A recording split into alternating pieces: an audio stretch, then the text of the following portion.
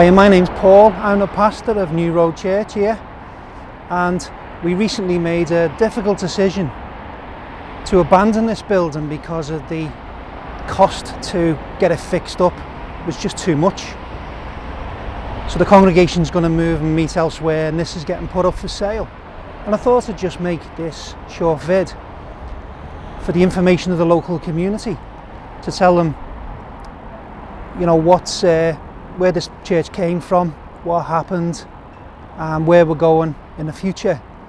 And after all, it's a very long-standing building, it's very iconic, and so I thought that before we left we should make a record of the influence it's had in the community for over 100 years.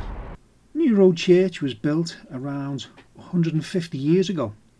You can see it doesn't exist on this map from 1851, whereas it can be seen in this later one from 1890. It was originally a Baptist church. Eventually it would become one of the churches of the Liverpool City Mission. The city missions around the country were set up at a time of great social need, so the model they employed for the individual churches involved both spiritual and material help for the communities where they were situated. New Road in particular has a long history of both the preaching of the gospel to local people and also helping with their material needs. The social conditions in Liverpool have changed, of course. We now have a welfare system, we have free health provision and so on. Still, Liverpool City Mission has continued to give practical help to poor or homeless people, even up to the present day. People local to New Road Church who've been around a while will tell you their memories of the work of the church. Many of them attended the church Sunday school as children. It'd be impossible to work out just how many children went to New Road Sunday school, but there will have been like thousands. And who can tell how many man hours were put in by the people running these Sunday schools?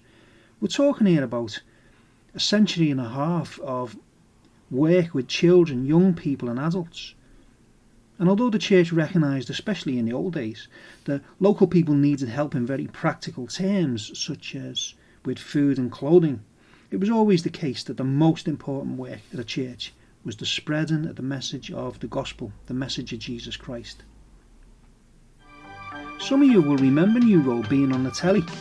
If you used to watch Brookside, you might recall West Derby Road being in the opening credits, and you could just see our famous little black and white church at the back there.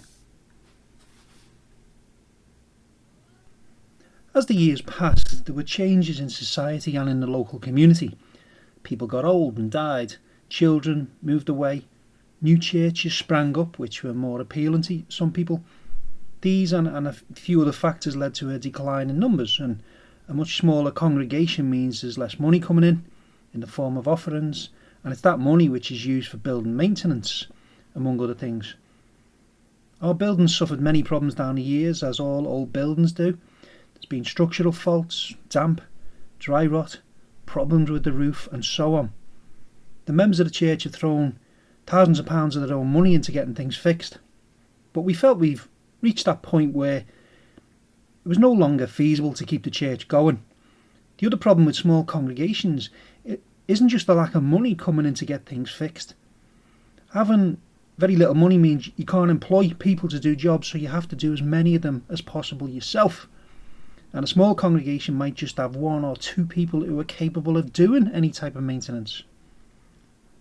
So after discussing the matter with Liverpool City Mission, it was agreed the building would be sold, the congregation would move elsewhere, and so now we're meeting in a church in Norris Green on Muirhead Avenue.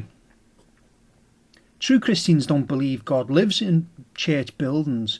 They're not holy places. They're just bricks and mortar, somewhere to keep the rain off our heads.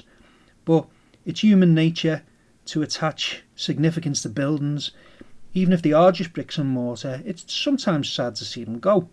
And I am a bit sad that we've come to the end of this place where I've had such amazing, blessed times with God's people. And it's also humbling to realise that I'll be the last pastor of New Road Church after its 150 years of history. I'm well aware that most people round here won't be too bothered about all this.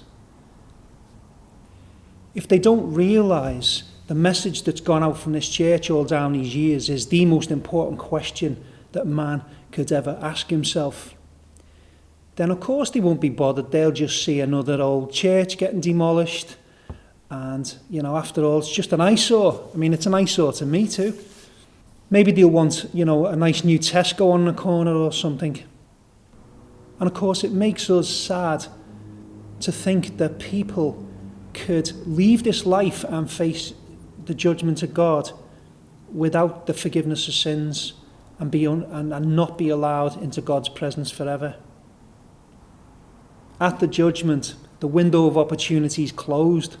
There's no opportunity then to change your mind and say, oh God, I messed up, I've changed my mind, I'm sorry, yeah, I want to repent of my sins, I'm a sinner, save me. Be too late then. If you want to know more about the things about God and Jesus, you've got questions you've always wanted to ask about things like heaven and hell, I don't know. You can always come along to where we're meeting now down the road on Muirhead Avenue. It's a little church called AC Mitchell, and you'll be very, very welcome, of course. And we'd just love to see you there and be able to point you to Jesus Christ, the way of escape. Like all churches, all organisations, all football teams, all people, New Road can't last forever. But as this church closes, the worldwide Church of God carries on. It grows day by day. Even as we move on, our hope and our prayer is still the same as it's always been for the people of this area. That one day they will wake up and understand that they need to be rescued from the danger that is coming towards them.